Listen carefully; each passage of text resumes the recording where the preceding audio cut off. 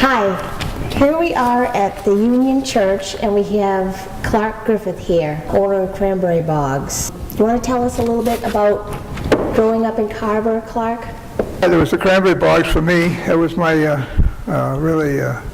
when I was alone, when I came home from school, I would grab my bicycle and ride over to the bog where the crew was working to see what was going on. And later, I learned to drive when I was about 11, so 11. My father would leave an old truck there for me, and I'd take the old truck to the bog. And nice. in harvest season, particularly, I would truck cranberries in, put out empty boxes. He needs some boxes at a certain bog. I'd go put boxes out, things like that. Yep. And that was my, I really liked it. You live on Cranberry Street, right? Lakeview Street. Lakeview Street, I'm sorry. And you have the house with the bears that are dressed up? Yeah, we have the bear. We just dressed them today for Thanksgiving. Did you? They're pilgrims. Now, who came up with that idea? Who likes bears? Because I happen to like bears myself. Well, it was an odd thing. My wife and I were riding up to northern Maine. I was going into the woods to show her the hunting camp that I'd been going to for a few years. She really had no concept of what the real North Woods was like, 'cause she hadn't been up there. Mm-hmm. But it was a 25-mile drive on a gravel road. It's a big gravel road, and you could drive 50 miles an hour. And we were motoring right along to get there. And a bear crossed the road in front of us, probably half a mile, and look, a bear. So when we got to that spot, we stopped and looked into the woods, and there were two cubs hanging on the side of a tree. The cubs had crossed first, and we saw the mother. Oh, how cute. And she was taken by that. And it's a good thing you were in the car. no, there was no danger, of course, but they were very secretive animals. Mm-hmm. But when we several years later, we were in Sedona, Arizona at a meeting, and on a lunch break, I was waiting for a tour of the famous outlying land around Sedona, the red rocks. And nice. There's a formation there that looks like Snoopy lying down. And a Snoopy lying down? Yeah, Really? it's interesting anyway. And wow. We were waiting for our turn, and in a coffee shop, and there was a fellow drove in across the street with a pickup truck and a trailer. He got out and he threw canvases off these giant carvings. He had an 8-foot standing bear, and he had an eagle with his wings spread, and he had 2 or 3 other carvings that were really interesting and good looking. So I started to fuss about the bear, and the fellow said, well, for crying out loud, go over and buy it. I said, well, I don't know about that, but I did. I spoke to the man, and he came from Carmel, Monterey, California. Yep. And they were redwood. They were made out of redwood? Nice. Yeah, the big trees. The company he owned had a 100-foot redwood bowl. The bowl, they call it, was the stump of a redwood tree, and they're cutting blocks out of it and making these carvings. Nice. And I talked to him about the bear, and he said, it costs $100 a foot. So how tall do you want it? I said, well, I'd like a 4-footer. And he said, okay, fine. So he wrote me a receipt on a card, postcard actually. Gave him my credit card. And I wanted it for my wife's birthday in May. This was in probably February. Mm-hmm. And they called me in, March, and said, the bear's ready, we're ready to ship. And I said, okay. They crated it up and they shipped it, and it came freight. It was big and heavy, so we had to unload it with the bog tractor, and we put it in the barn, and we took the crate off and stood the bear right where she would see it when she drove in coming home from school. Nice. Of course, the mistake we made, we put the crate leaned up against the wall, and that was light-colored wood stuff. The bear was dark. So when I came home that night, I said, you see anything in the barn? Yes. What's all that lumber out there? Well, come with me. You missed something. And I showed her. She was pleased, and she was well taken with it. And then we had to decide what to do with it. Right. So it was quite a long time before we decided where to put it and how to put it. I put on a cement base and iron rods up so that into the legs, so that it's sitting on iron rods. So it that was Papa Bear, big one. Mm-hmm. A couple of years later, she came home from a fair down in Barnstable bringing Mama Bear. It was made, the one she bought down there was made out of southern red pine, yellow pine. And it was Mother Bear with fierce. She had teeth, her mouth open, and her paws were out. Nice. So we mounted that one, And then for a birthday present, I called back to Monterey, and I asked the fellow that did the carving if he could make me a baby bear down on all fours. And he said, I've never done one, but he says, I'll try it. Called me back later, and he said, I don't like the way it looks. He says, I'm going to make you another one. I said, fine, I'm in no hurry. And so we got Baby Bear, and Nice. we mounted that. So now we have Mama, Papa, and Baby. And of course, once you do that, it started out just nonchalantly dressing for events. Right, you used to dress them up on the holidays and events? Some of, not so much for the holidays, but a different thing. Yeah, we did start some holidays, but we developed into more than that. The Celtics won a championship one year, so we have Celtics clothing. Nice. And Red Sox were doing well, so I had some Red Sox jerseys. And then I had, we did summer, winter, and spring. Everybody notices those bears going by. Like, Yeah. I live in Carver, I go by there every day to my house. Well, and we have Valentine costumes for Valentine's Day, and we have, of course, Santa Claus themed things for Christmas. We just changed from Halloween, Yep. when we make them into pumpkins, and today we put on the pilgrim costumes for Thanksgiving. And a week after Thanksgiving goes by, a week or 10 days, we'll take that off, we'll put the Santa Claus Right. things. And then just before Christmas, presents will appear. Oh, nice. Yep. And yeah, we had a lot of fun with it, and she really enjoyed it because so many people stop and want to know, can we take a picture, and, or can we come in and stand with them and have a picture taken? Well, sure, of course you can. We had the Pan Mass Challenge came through South Carver at one time, and we had a group of cyclists that were coming through, and they wanted to know, could they dress the bears as bikers. Oh, cute. And two of them were getting married at a different time. They had their wedding up on the South Shore somewhere, and were coming down to South Carver for a reception. And so they wanted them dressed as a bride and groom, Oh, nice. and they did that. And they had signs on the different telephone poles as you approached. Bear on, bear ahead, Cute. bear behind. Now, you grew up across from the foundry, the Charlotte foundry, right? Well, no, I'm it's sorry, not- you didn't grow up across, but your house was across the street from No, no. The house that I live in now is my great-grandfather's house, and he had 5 children, and so he needed a big house. But the house was actually built by a man from Middleborough, and was used, I think he might have had a resident, probably a woman that would cook for bachelor men that worked in the foundry and had no place to stay, Yes. so they could rent rooms in it. Yep. Wow. And the foundry was a dying thing after Civil War, so that sort of died out. And Right. my great-grandfather bought it because he had a big family.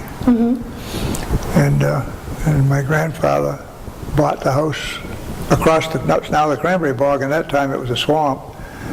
And he lived there, and my grandfather and my great-grandmother was bedridden. I don't know why, but she was bedridden for many years, and my great-aunt didn't marry until she was way in her 40s because she took care of her mother. And so Do you know what your great-grandmother's name was? Mary. Mary Griffith? Mary Packard Griffith. Yeah. Mary Packard Griffith. Yeah. Yep. Now, you're the owner of how many acres of cranberry bogs? Well, right now I have 12 and a half.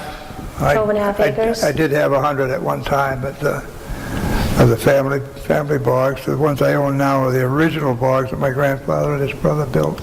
Really? And then they acquired more. They bought some from a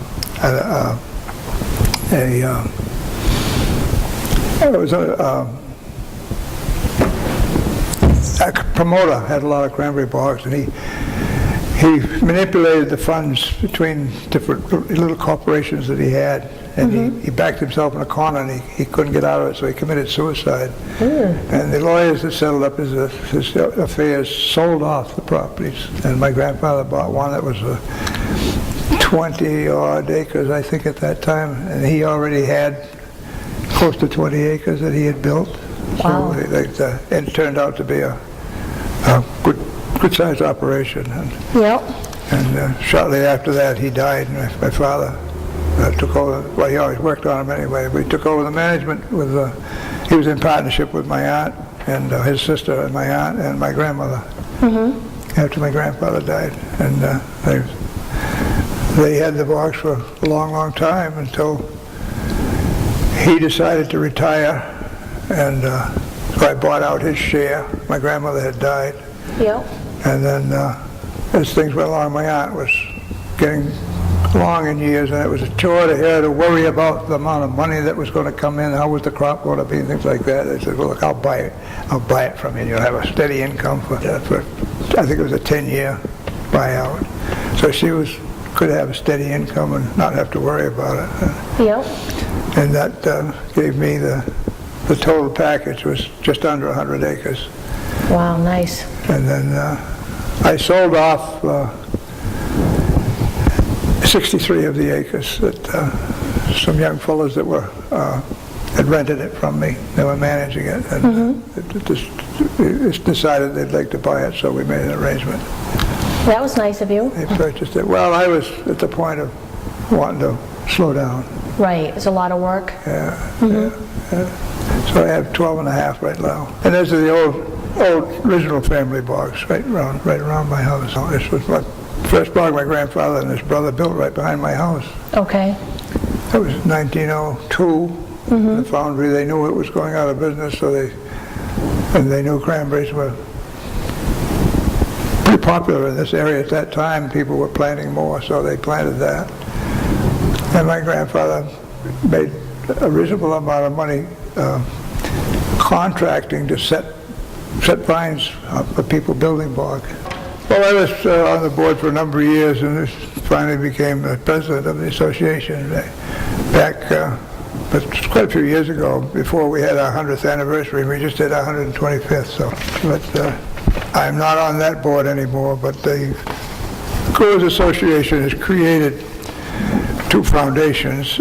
There's a research foundation, and I'm a member of that board. And we have an educational foundation, and I'm a member of that board. So. Yep. And it's to raise money to give scholarships. Oh, really? And we have a road race every year that just had it. Yep. So we're able to give out about $3,000 a year in scholarships. And the Growers Association, I've been an active member, worked my way up through and the various committees and stuff like that. And I was instrumental, and proud to say it, I was instrumental in getting the growers to practice IPM, Integrated Pest Management. What's that? Well, instead of just going out and spraying, you might have a bug.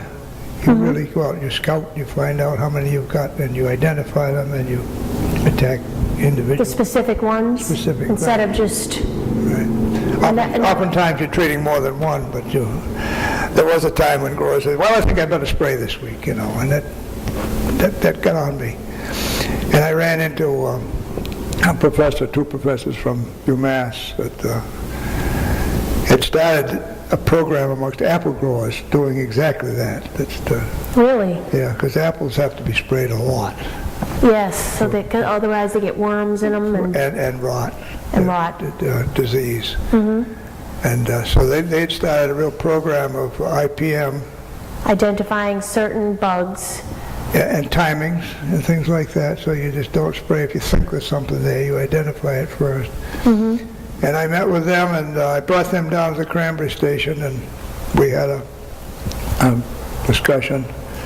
And then, and I was president of the Growers Association. I introduced them to that, and the growers picked up on it, and I'm very proud of that. That's wonderful. And then there's the Research Foundation supports research, so we have the growers donate into a fund.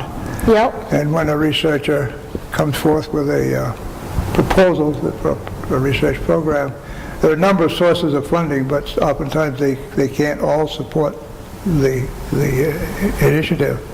So we divide it up, and the Research Foundation puts some money in with other other entities. And Yeah, the Cape Cod Cranberries Growers Association was established in 1888 in Sandwich. yeah, And they had the legislation created for the experimental station, and they had the formation and sponsoring for the frost warning services. yeah, it was one of the biggest, well, really it was one of the biggest things. The first director of the Cranberry Station was Dr. Henry Franklin, and he was a very, very clever, astute man. And he did an immense amount of research, and he came up with a formula to predict frost. Really? And that led to the association to get frost warning service. They would telephone you in the afternoon at 2 o'clock and say possible frost tonight or definite frost tonight. And then at 8 o'clock at night you get another call if they have to change the temperatures or anything.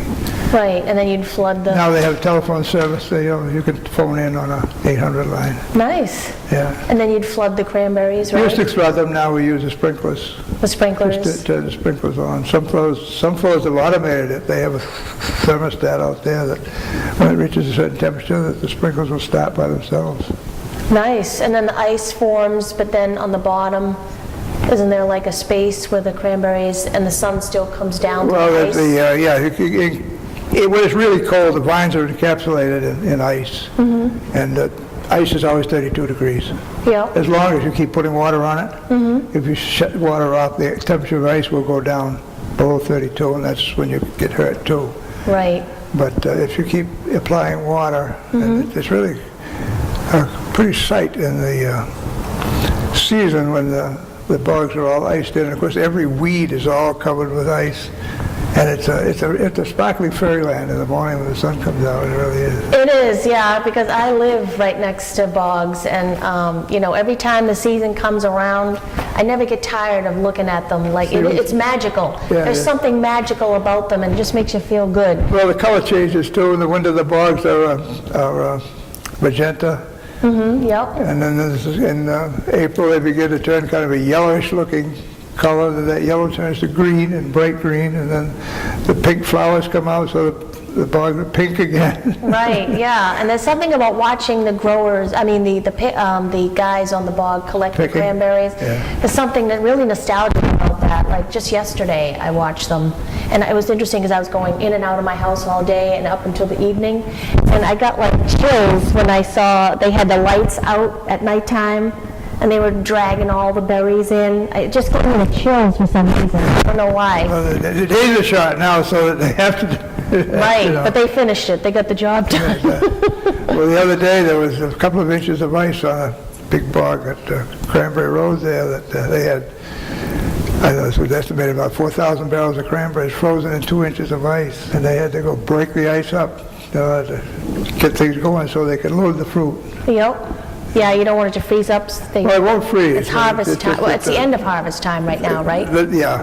If you're not done now, you're in trouble. Right. That's why I think they were hurrying to get it done yesterday at nighttime. Yeah, they want to get done. Yeah, you don't want snow to go on top of the ice because that'll block the sun. No, the ice wouldn't even. If you have cranberries unharvested at that time, you're too late. Right. Yeah, Okay. I guess the Indians used to call the cranberries sasa manash. And they showed the pilgrims how to, what to do with it. How to make pemmican and all that. How to make what? Pemmican. Pemmican? Yeah. It's the animal fat, the stuff you pound the cranberries into it and yeah. make in the shape of a dried solid, so you could put it in your kit bag when you were traveling and you could just munch on it, and it was good food. You tried it? No, they do sell it. Do they? In 1860, it was only an accidental discovery in North Dennis where Henry Hall, a Revolutionary War veteran, cut down some timber, and the wind blew the sand over the cranberry vines, and he thought they'd die. Well, he lived near enough to the shorefront where the dunes were and stuff, and that winter storms blew sand into his wild cranberry area that was nearby. They were all over the Cape, Right. in certain areas, and this particular one, he was just observant, and he noticed where the wind had blown sand into it, they proliferated. Right. He thought they were going to die, but in fact they thrived. They grew better. So Yes. that started the sanding job that we still can't get rid of, and it's It's necessary, it's terribly expensive, and Yeah. your bog will decline if you don't do it. And now, generally speaking, we like to do it on the ice if we have it, then you can really go fast and you don't damage the bogs at all. Right. But absent that, we have a system that's been evolved of sanding with barges. So you have a paddle wheel barge that goes out and spreads the sand. Yep. That works quite well. And before that, where we used to go out with wheelbarrows and shovel it by hand, to go out, drive out there and spread the sand by hand. Yeah, we did acres and acres and acres that way. We could, and our operation was pretty small. We had two buggies, and I drove both of them. And I'd leave one out on the bog, and the guys would push it ahead, and they spread the sand, and I'd switch with them, and we could do about a half acre a day. And that evolved into making machines that would spread it on the vines too. So several of us developed different types, and now they have those little buggies that they sand on the ice with them, and you can sand on the vines with them too. All that's happened since the 50s. There was a big push in the 50s to mechanize everything we could. To what, mechanize? Yeah. Yes. The help that we had in the Depression, there was just people begging for jobs. Right. And of course, they disappeared during the war. The young fellows went in the service, and other women went into working in factory jobs. And after the war, those guys came home, and it was not really attractive work for them. So a lot of them did do manual labor, but the state and the federal government were building highways like mad, improving highways. So these guys got a job working with the highway contractors, and they made big money. Really? And they did well, so they weren't too interested in coming back to the bogs. Right. And so then at that time we started getting the labor from Puerto Rico. Puerto Rico? Yeah, Puerto Ricans that came in and were anxious for work. At one time we had Jamaicans coming in. And Cape Verdeans? well, the Cape Verdeans were here anyway. Oh, they were. They were already anyway. here. Yeah, they were here. And they worked on the bogs a lot, especially in the 20s and 30s. But they're the ones that after the war, most of them moved on to better jobs, and some of them even moved away from the area. Yep. But we still have Cape Verdeans. We have Cape Verdean cranberry growers, of course. They own their own bogs. A lot of them, that was one of their goals, to build a bog of their own and own it. The owners would sell them? Yeah. Some acres? Well, no, the thing that happened was that in '59 there was a big cranberry scare that a man down in Washington, D.C. wanted to endear himself to the American public, so he made this great announcement that cranberries cause cancer. Well, there was a brand new weed killer came out, and it was not approved for use on crops that you were going to harvest, but you could use it without harvesting. And it was great, because poison ivy is one of our big pests, and it was like magic on poison ivy. So several growers were using it, and somehow the word got out that it was used, and they got twisted up by this guy that wanted to endear himself to the people of the United States. That, he made that announcement, and so cranberries sales stopped. Really? Product was everything. Sauce and cranberries were taken off the shelf just before Thanksgiving. And we had a building full of cranberries. We had to throw them away. There was no market for them. Must have been a bad year that year. It was a terrible year, and then the United States government had a program that was the money available in an obscure account that we had a very prominent Republican that was a cranberry grower. In fact, we had two of them. Yep. One of whom was Albert Saltonstall, a famous senator, and his family had some cranberry connections. Really? So he went in to see President Eisenhower, and he said, "You got to do something." And it evolved into letting us, $10 million came in, and it kept us alive. Right. Pay the taxes and get things done. And the public, in its wisdom, realized that this was not anything that was real, so to speak. Yep. That the small area that was ever treated with cranberries, the cranberries never made it into the selling system. They may have been picked, but they were always thrown away. And, Really? yeah, a lot of it. We used them. We marked off the areas. We just didn't pick them. And but that stopped us from using it. We can't use that chemical to this day. What's the name of the chemical? It's was called aminotriazole. Aminotriazole. And you're a chemist, right? Yeah, you went to school. Trade name was Weedazole. Weedazole? But it was good. It really was. It didn't hurt the cranberry vines at all, and it was effective on really noxious weeds that were nothing else would. Anything else you treated would kill the vines. This did not kill the vines. It just killed the weeds, and it was a godsend. But it got overused, if you will, and the whole thing got involved in politics. Yep. So that ended up as a Banned. well, yeah, it was a sad thing too. But other things have been developed since that do just as well. Yep. And see, you can still buy it. You can buy it in a hardware store. There's a spray can that kills poison ivy. Really? A little spray can doesn't do any good. Right, yeah, for that acreage, right. But that was quite a story in '59, and the business came back fairly rapidly, but mainly in '59. Most of the cranberries were sold at Thanksgiving and Christmas, and fresh. But then the fellow that was the chairman of the president of Ocean Spray, they always had cranberry juice, but it was a fairly sour juice that was not one that was readily accepted by the general public. You could buy it, but a lot of people wouldn't buy it. Right. So he reformulated it into a sweeter, more palatable juice, Yes, didn't they? and talked the board of directors into putting some money behind it, and they just went nationwide. They didn't test market it or anything. They just sold it nationwide, and bingo. It's one of the biggest successes ever. Really? Yeah. Yeah, it says here that the first commercial started in Wareham in 1898, operating on a small scale. R.C. Randall made jam and cranberry syrup called ruby phosphate, Yeah. but it got discontinued in 1901. And then several small factories were in operation in Boston and Providence, but it wasn't until 1912 when the United Cape Cod Cranberries was formed. Yeah. That the cranberry industry was established and the business began to grow.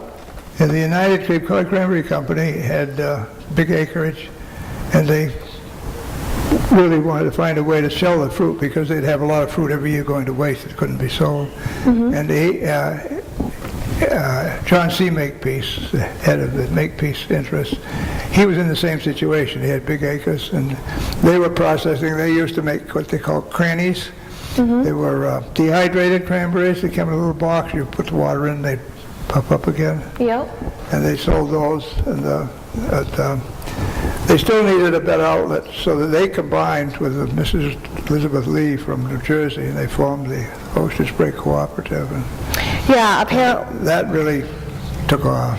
Yeah, Marcus L. Uran, he was the president of the, United Cape Cod Cranberry Company. yes, and he started it in a small factory in South Hanson, Mass. Yeah. And they used to pack 5,000 cases of cranberry sauce a year, and now, of course, it's like 4 million cases annually. Yeah. But he used to practice law in Boston. Yeah, he was a Boston lawyer. Yeah. Right, yeah, and he developed the cranberry bags in Plymouth County, and he developed the recipe for the sauce, Yeah. and he helped stir the first batch, designed the labels, canned it, and then went out and sold it on the road. Yeah.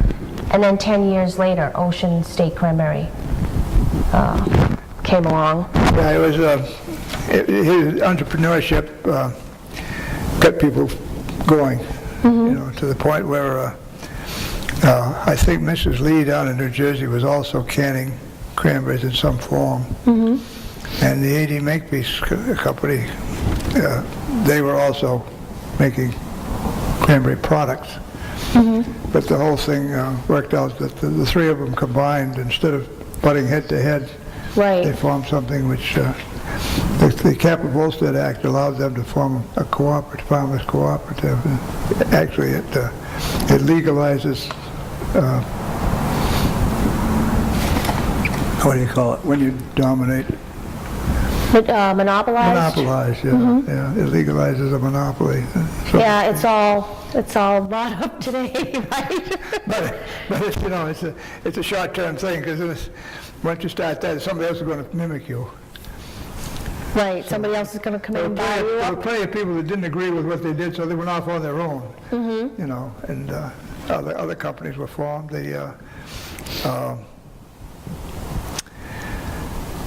Boston Candy Company used to make jams and jellies. Can't think of their name right now. But they say that Marcus Llewellyn, he was like a dogged man, and he 7 days a week, you know, constantly just run, and pushing the cranberries, and that's how, they said it was almost religious with them, you know what I mean? It was, yeah. Yep. And then Ocean Spray formed in like 1959. They say that, they say you never get a bad cranberry.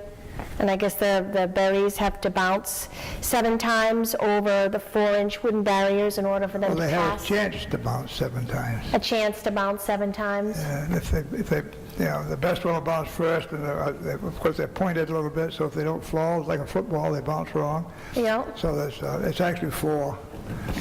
The really good ones have 4 chances, and then below that, there's still another chance for a couple of them to go, and those are, we used to call seconds.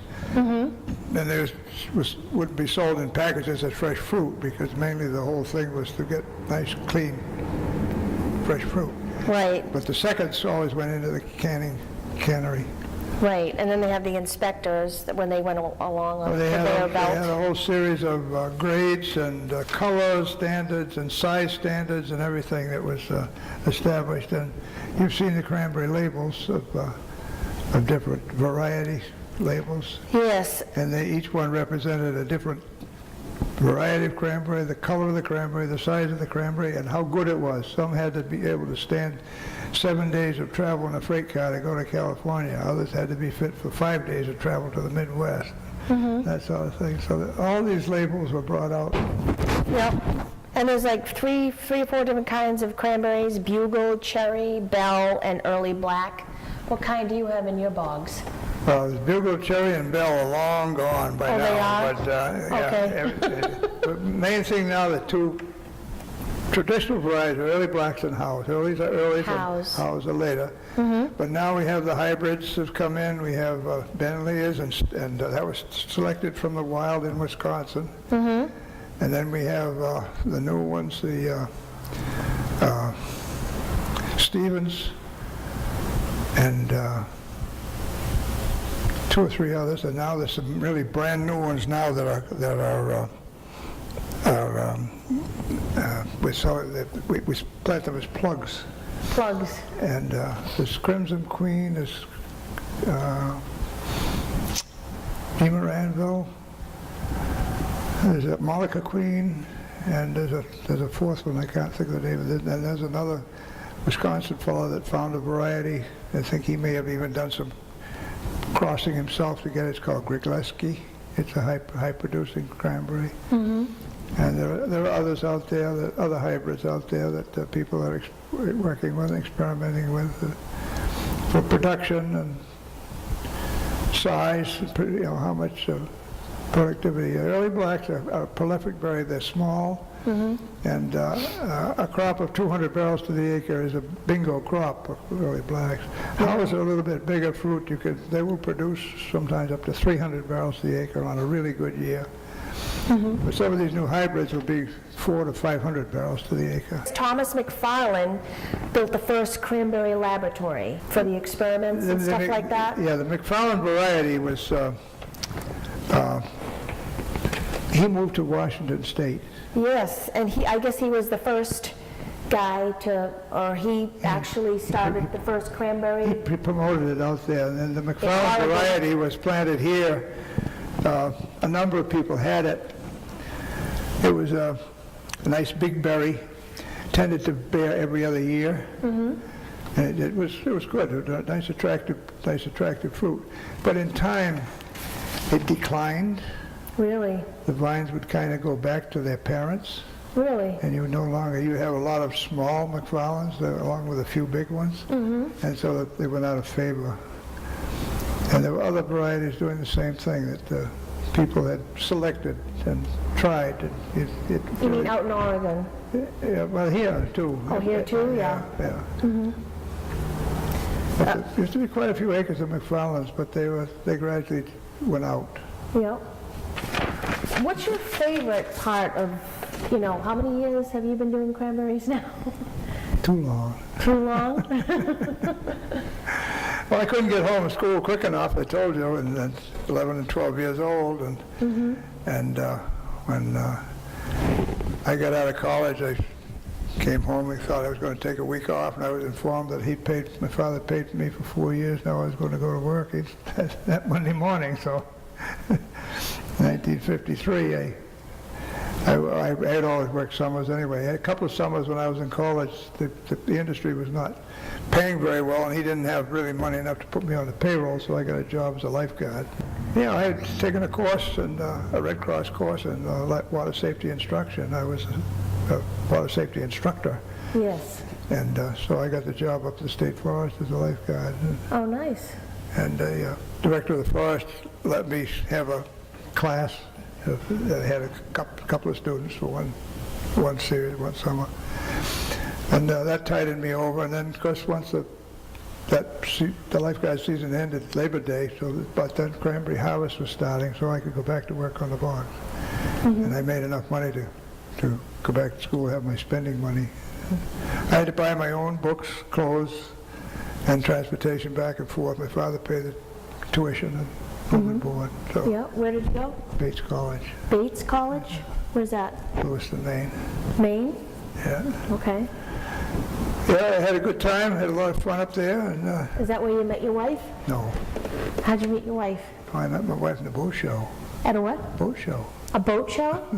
Nice. We had I was betwixt in between for girlfriends, and I kept after all my friends. Well, introduce me to somebody. Well, we don't know anybody. And I said, we were up skiing in Vermont, and there's a little paper up there. It's called the Valley News, and they had these ads in it. And one ad was for computer dating. Send $20, and they'll send you a long questionnaire. You fill it out, and they give you 4 names. You're kidding. They had that back then? Oh yeah. You're kidding. It was just punch card matchups. That's all it was. But, and so I did it, and I got 4 names, 2 Geraldines, and I've forgotten the other 2. And I dated 2 of the girls. Are they Geraldines? One of Geraldine, and the other was yeah, she was a Geraldine also. The other 2 weren't interested. So, but in order to get together, I talked to Geraldine on the phone, and I said, well, how can we meet? And she said, well, you've got a boat? And I said, yes. You go to the boat show? Yes, I do. She said, well, my cousin publishes boating books, and I'm working on his booth at the boat show at the racetrack in East Boston. I said, okay, I'll see you there. So I went up to the boat show and wandering around. I found the booth, and I had the best of all worlds. I could walk by and keep on going. But it was like what I saw. And you didn't like what you saw, right? Nice. No, I wouldn't do that anyway. So I went over and introduced myself. You liked what you saw? And she said, let's go to lunch. So I said, all right, one or the other. We said, let's go to lunch, because it was lunchtime. Okay, so she had the man next door run the booth, and we went up to the cafeteria, and we came back an hour and a half later. Wow, good lunch, right? Yeah, and we kind of hit it off, and so I called her up later on, and we went out to dinner, and she wanted to show me her Cape House, summer home. Nice. So I met her up, and she lived in Canton, and I met her up there, and I think we went to dinner first or something, and drove down to the Cape, and I stopped on the way and introduced her to a couple of friends of mine, and we went down to see the cottage, and And the rest is history. The rest is history. Nice. Do you like fishing? Yeah, we used to fish a lot. And then he'd sometimes go out with another guy, and I'd go off in a boat by myself and fish. I had 5 boats I rented. Really? So you had a little business going on the Yeah, side? I make $200 in the summer renting boats. Wow, nice. Yeah, Little capitalist there. yeah. Good for you. He built the boats, and I had to clean them, paint them, and take care of them, wash them out, and all that. But he had a big sign, and had a big sign down at the pond, second house on the left, boats to rent. And people would come by. And That's a good idea. I had steady customers. I had some people from out around Millis and Milford, somewhere out there, men that, Milford, Mendon? yeah, they would come and they'd fish all night. Really? They'd take 2 boats and they'd go out and they'd fish for hornpout. A lot of people fish in Sampson's Pond, don't Yeah. they? Oh, yes, it's a good fishing pond. Is it? Yeah, it's excellent. Do they have big, what kind of fish do they have in there? Bass and pickerel. The pickerel's the bass have kind of driven them out, but they used to be good pickerel fishing. The bass fishing's really good. Been some record fish come out of there. Really? Yeah. Yeah, that's why I see all the boats go in there in the summertime. It's like amazing. Yeah, the Bassmasters, the club, they fish there a lot. Really? Yeah. Yeah. In fact, parking got so bad that I had to sell the town a piece of land, and they scooped out a hill and made a parking lot. Nice. Because they were parking around people's yards and blocking roads and everything. Right. Yeah, it's a very popular place. It's well-known pond. Oh, do you have a favorite cranberry recipe? I think perhaps my personal favorite is cranberry. Well, it's called mock cherry pie. It's cranberry raisin. And the recipe, the name of the recipe is mock cherry pie. Mock cherry pie, and it's a cranberry pie Yeah. with raisins in it. Yeah, it's a lattice top cranberry pie. With Nice. raisins. Sounds yummy. Did you have beehives on your?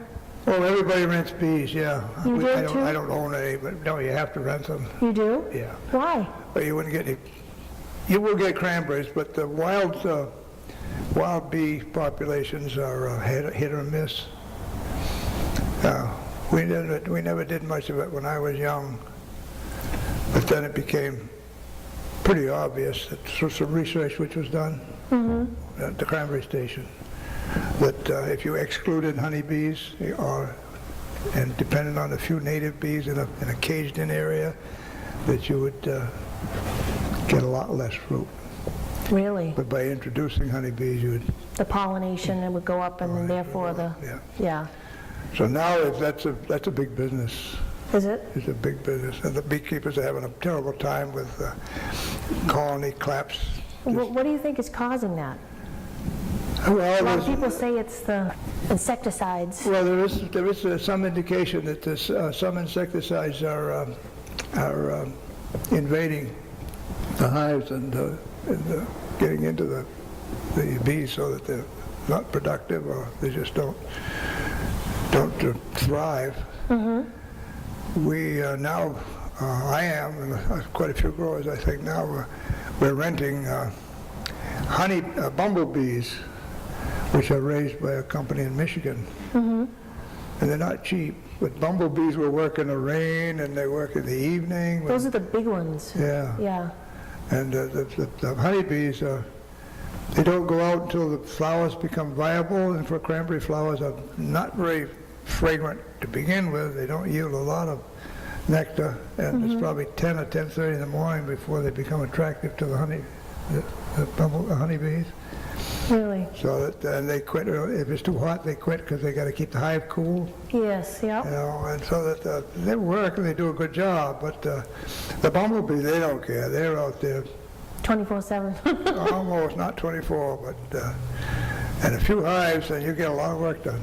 Really? I just want to thank you, Clark Griffith, for coming here today. I appreciate it.